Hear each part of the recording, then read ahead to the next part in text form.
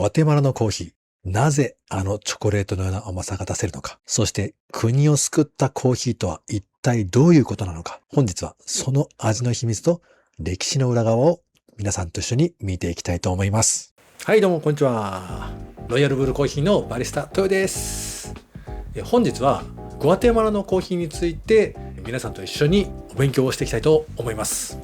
僕自身もグアテマラにはさすがに行ったことがないのでいろいろ調べましたので、それを皆さんと一緒にお話ししていきたいと思います。はい、まずなんですけども、グアテマラがどこにあるのか、中央アメリカの北部に位置するグアテマラ共和国というのが正式名称ですね。メキシコとベリーズという国と、あとホンジュラス、エルサルバドルの間に挟まった国です。カリブ海と太平洋どちらにも面しているので、貿易は意外とやりやすい国だったんじゃないかなと思います。で、首都はグアテマラシティというそうです。グアテマラで使われている言語はスペイン語です。で、グアテマラの主な輸出するもの、コーヒー以外に何があるかというと、砂糖とバナナが約7割近く占めてます。コーヒーと砂糖とバナナですね。でそれ以外だとアパレルや衣類などの繊維の製品を含めると5割の輸出の商品となります。でバナナは輸出量がトップクラスの一面を持っていて、世界のバナナ輸出量ランキングで第4位ですね。ざっくり言うとこんな感じですね。では次に歴史の裏側を紐解いていこうと思います。グアテマラにいつどのようにコーヒーの木が入ってきたのか。これは過去の動画でも話したかもしれませんけども、もともとコーヒーというドリンクはイエメンが独占をしてたんですね。エチオピアで発見されたコーヒーの木、赤い木の実が覚醒効果があるということで、紅海、紅の海と書いて紅海を渡りイエメンに行って、イエメンがコーヒーというドリンクを作りました。でそこでコーヒーの苗木をイエメンに持って行って、イエメンの高地でもコーヒーを栽培するようになりました。ただコーヒーの栽培を独占したいので、豆を渡すときは苗が発芽しないように処理をして他の国に渡していたということですね。しかしヨーロッパの商人たちはこれはビジネスになるということで、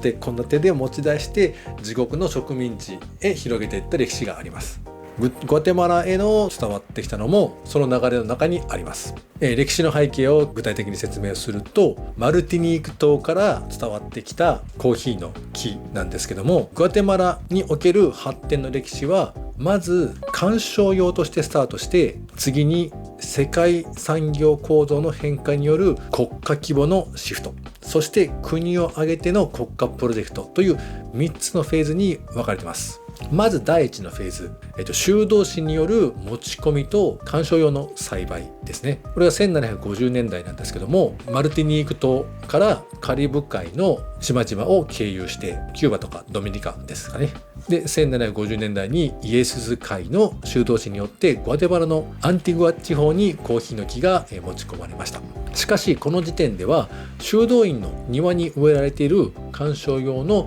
植物に過ぎず、大規模な農産物としては取り扱われていませんでした。ではなぜそこからその国を代表する産業になったのか。第2フェーズとして占領産業の崩壊とドイツ系移民による商業化、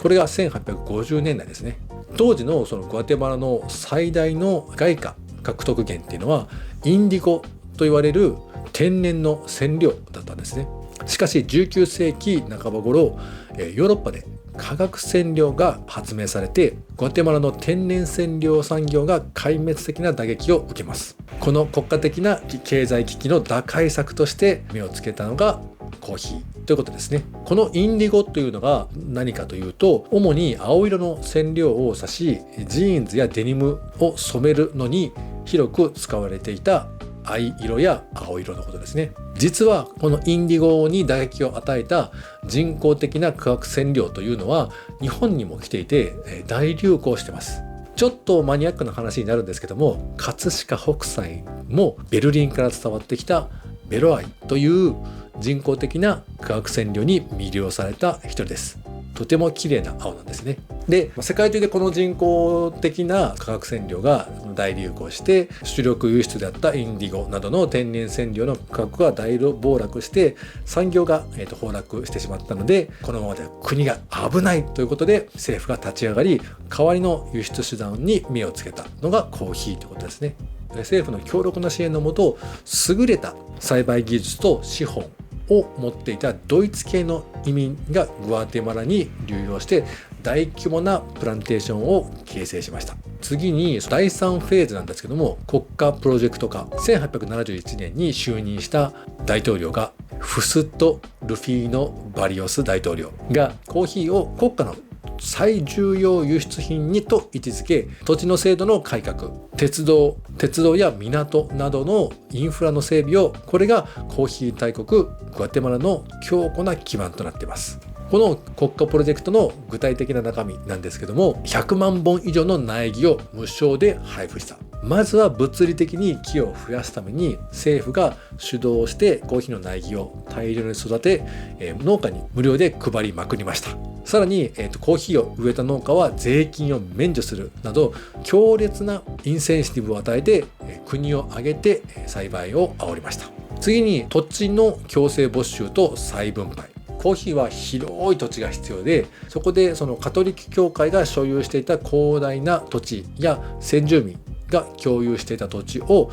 国のために使っていないという理由で強制的に没収して、その土地をコーヒーを栽培する地主たちに安く空きを与えたと。で、先ほども話しましたが、ドイツ系の移民の超絶優遇技術と資本の導入があったからですね。土地があっても美味しいコーヒーを作る技術と農園を開発するお金、つまり資本ですね、が国内にはなかったんですね。そこで、政府はヨーロッパ、特にドイツに向けて広い土地を安く売るから、グアテマラでコーヒー農園をやらないかと大々的に宣言をして、これに応えてドイツ人たちがウォッシュドという高度な精製技術と機械を持ち込んで、グアテマラのコーヒーの品質を一気に世界トップレベルへと引き上げました。で、労働力の強制的な確保、ちょっと少しダークな歴史になるんですけども、この広大な農園で手摘みをするためには膨大な数の人手が必要です。そこで政府は法律を変えて、高地に住んでいた先住民たちを収穫地になると強制的にコーヒー農園ですね、出稼ぎへ行かせるシステムを作りました。これによってグアテマラがコーヒー大国になっていきましたということですね。で、次にコーヒーの産地、一体どんなところでグアテマラのコーヒーができているかってことなんですけども、30の火山によって形成された高い標高と安定した降水量、そしてミネラル豊富な土壌によりコーヒー栽培にとって理想的な環境が整っています。で、ここでグアテマラのコーヒー豆を語る上で絶対に外せないのがアナカフェという強力な組織の存在です。アナカフェとは何かというと、1960年に設立したグアテマラ国立コーヒー協会のことですね。簡単に言うと、この組織は国を挙げたコーヒーの超オタク軍団みたいな感じですね。農家の人たちに美味しいコーヒーの作り方を指導したり、土壌の成分を徹底的に分析して、グアテマラの全体的な品質を根底から支えています。そして彼らの最大の功績と言われるのが産地のブランド化。これは彼らはグアテマラの複雑な地形と天候を研究して、例えばスモーキーなアンティグアやそのフルーティーなウェウェテナンゴなどの味わいの特徴を8つの地域ブランドに明確に分類しています。これにより、ただのグアテマラ産ではなくて、フランスのワインのようにボルドーやブルゴーニュといった地域ごとのブランド価値というのを生み出したそうです。このアナカフェに登録されているのは8つの地域のブランドが確立されています。名前を挙げていくと、アティトラ、アンティグア、オリエンテ、コバ、フライハネス、ウェウェテナンゴ、サンマルコス、アガテナンゴで、中でも比較的有名で日本でも名前を目にする産地で言えばアンティグアとウェウェテナンゴが比較的多いかと思います。で、中には認証制度なども導入してて、偽物の流通を防ぐために特定の条件をクリアした農園の豆のみ本物のアンティグアですよっていう証明書を発行しているそうです。なのでグアテマラの品質保証、そういった美味しさを求めるときに、コーヒーの名前を見るときにその産地が書いてあると、ある程度確立した品質を期待できるのではないかと思います。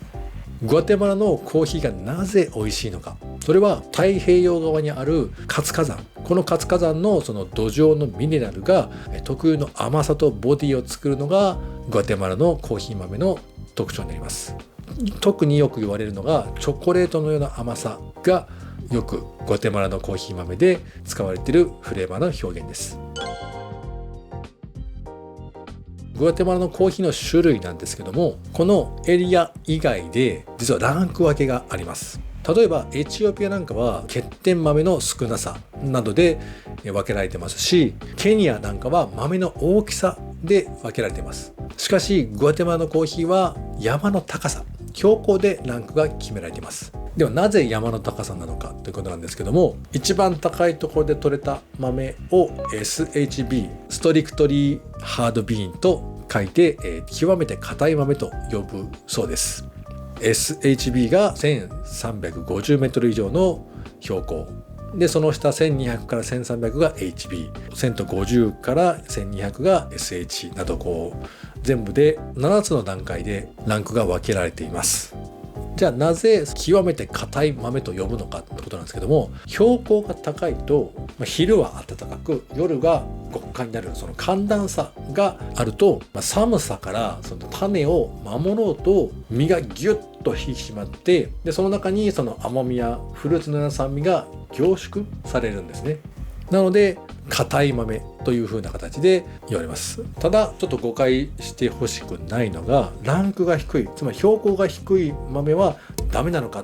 ということなんですけども、そうではなくて、標高が低いと果実のそのストレスっていうのが低くなるので、豆が柔らかくなりマイルドで飲みやすい優しい味になりやすいという形ですね。なので例えて言うと、パンチのある SHB、 毎日ごくごく飲める低標高の豆みたいな感じで、値段ももちろん差があるので、コスパのいい日常使いなのか、パンチのあるちょっと高級な豆なのかっていう違いがあるだけなので、選択肢があるというふうに考えてください。ただもしかしたら SHB 以外の豆ランクというのは記載されてないかもしれません。 SHB という文字を見たら標高が高くて味がギュッと詰まった硬い豆という形で覚えてくれたらなと思います。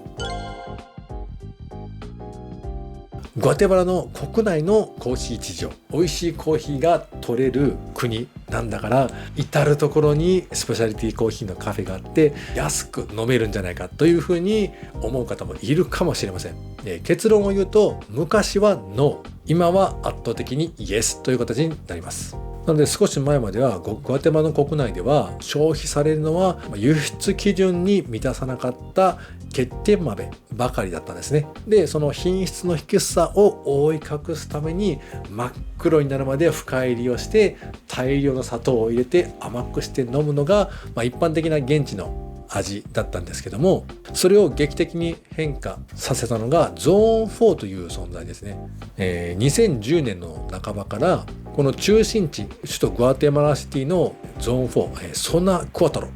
と呼ばれるエリアがありまして、ここはもともとその工業地帯だったんですけども、現在はレンガ造りのその倉庫をリノベーションしておしゃれなカフェやアートギャラリーが密集しています。その最先端のカルチャーの発信地となっています。でスペシャリティコーヒーの店なんですけども、現在は首都圏だけでもその数百店舗のスペシャリティコーヒーの店が存在するそうです。単に数が増えただけではなくて、農園の2代目3代目の若者たちが自ら級グレーダーやロースターの資格を取り、自分たちの農園の最高級の豆を自分たちのカフェで国内向けに提供するファームトゥーカップというモデルが完全に定着しました。自国の宝を自分たちで楽しむという強烈な誇りプライドを持っているそうですね。とても羨ましいです。生産国に行っても美味しいコーヒーが飲めないというわけではなくて、今は農園直営のカフェが無数にあり、現地の若者たちの最先端の抽出技術で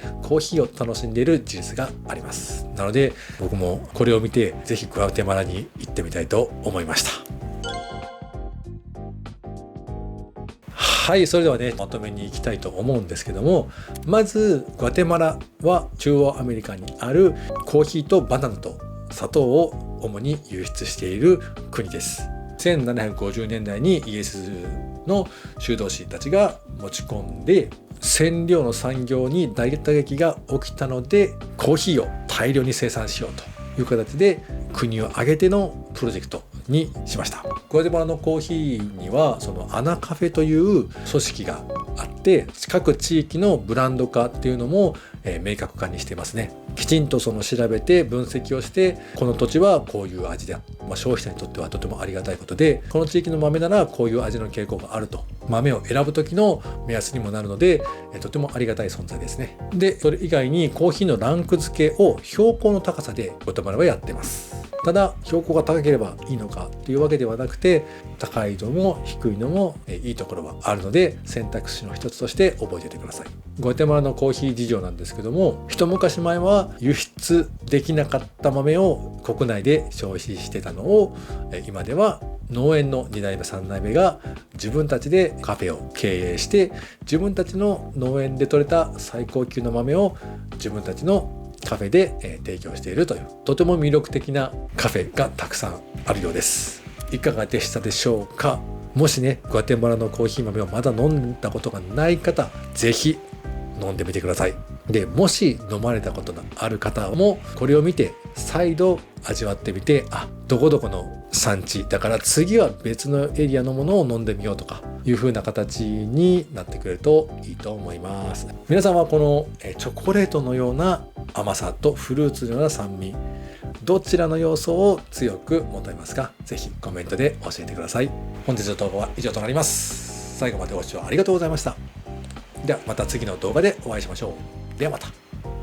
最後までご視聴いただきありがとうございます。この動画が良かったと思った方は、高評価やチャンネル登録をしていただけると嬉しいです。ロイヤルブルーコーヒーでは自家焙煎のコーヒー豆やドリップパックを販売しています。詳しくは概要欄のリンクからチェックしてみてください。